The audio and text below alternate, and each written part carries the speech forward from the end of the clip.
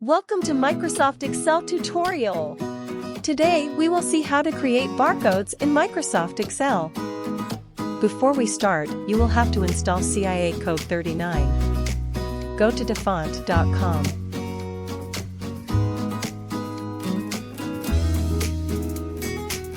Click on Barcode.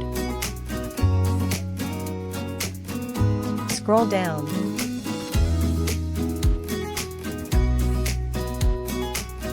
Click on Download button in front of CIA Code 39.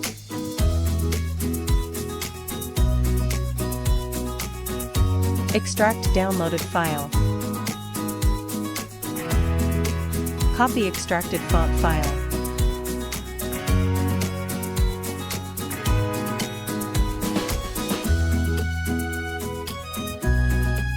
Go to C drive, Windows folder, then in Fonts folder, and paste font style in this folder.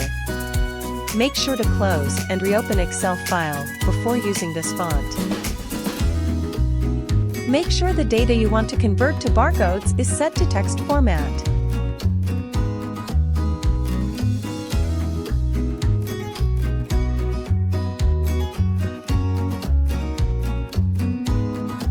Equals.